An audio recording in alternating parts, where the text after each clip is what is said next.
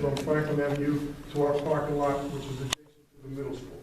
The property was looked at 10 years ago, roughly 10 years ago, and for whatever reason, it did not happen with that particular board, even though I think there were proposals out there to buy that property.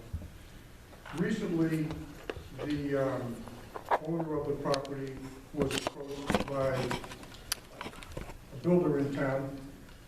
Since he was looking to retire and sell that piece of property, approached the builder, or vice versa.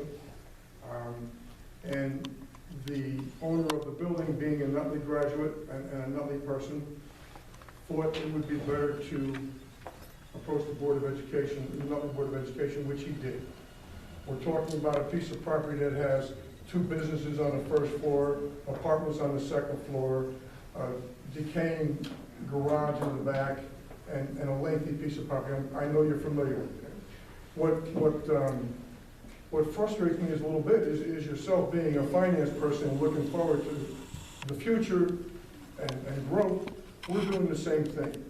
To the Board of Education, that particular piece of property is, as they would say nowadays, a no-brainer to add on logistically to the middle school, to pick up our overflow of our grammar schools and move the 6th grade to the middle school. That's been our proposal since I've been on the board, and I think it's a good proposal. And having that property come up for us to look at seemed like a natural process for us. The assessed value of the property, as you know, is low, like our houses are assessed rather low. And probably because if you were to take that piece of assessed property at $670,000 and sell it to somebody, and they maintain that piece of property with 2 stores and 2 rental apartments above and a vacant garage in the back, that's probably what it would be worth. That's not our use, our planned use for that building, obviously. The planned use for that property would be to extend our middle school, move the 6th grades to the middle school, to give us the room to do whatever we need to do. So the value of the property increases, I think, quite a bit, certainly for the educational system in Nutley. That's the reason we're looking at the property. Has anything been signed off yet? No.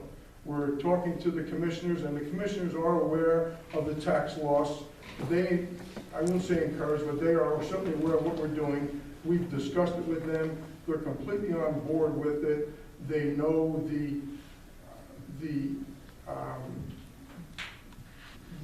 plus that will bring to our school district. And as the school district goes the way the town goes, I think the commission will see that the same way we do. So we are actively looking at purchasing the property. And I agree with the forward look. I do think we have a lot of available space on the schools that we already have. At the front of the middle school, for instance, if we're taking down the trees, it's a perfect time to just bump it forward. You don't have to acquire any land, and you could take that 900,000, which really equates more to 1.2 million because of the loss of the 20 grand. So you're buying that for 1.2, you're gonna have to pay to knock it down. Then after you pay to knock it down, which I don't know where you're getting that money from, but after it's knocked down, then you're gonna have to build something. So once you build it, I don't know where that money's coming from either. So it would be nice if you guys would lay out a little bit of a plan rather than make it look like you're trying to slip this through. No, Mr. Henning, that's what I'm trying to I'm saying this is what it's coming across as. That's your impression. That's your impression only. No, that's not my impression only. It may be my impression. I'm not the only one who has that impression. You're the only one that's spoken up with that impression. That's not the impression we're trying to pass on at all. Okay. We have done an extensive review of expanding that middle school. We did look at punching out the front of the middle school at a prohibitive cost because of the structure of that building. To retrofit that part of the building and punch out the front would be expensive. It seemed like a more natural fit to build a new building that extends onto the middle school. That's what we're looking at. And that's why you... Well, I guess, Charlie, it would help if we had a cost comparison of it too. What is it to bump it out, and what is it if you're going to go on that other piece? Because you're going to have a flyover now.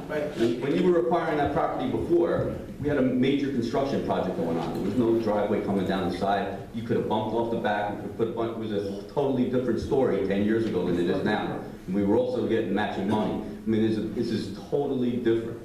So I understand what you're trying to do. I just totally disagree with the price that you guys are paying. He threw you over a barrel and you guys are swallowing it. I don't get it. That's not the impression we were looking to give you. We're trying to explain what the reason was. If that doesn't satisfy you, if that does not satisfy you, then thank you very much. If you get it for the right price, I think it's great. But if you're gonna overpay for it, I don't think it's great. It's like any businessman looking at it. If you're knocking the building down, it's not worth $900,000. I'm sorry, it's not. I don't care where the property is. It's not worth 900 grand if you're gonna level it. Thank you.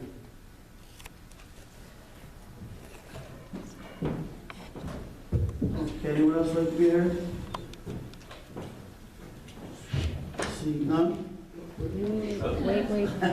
Sorry, Alan.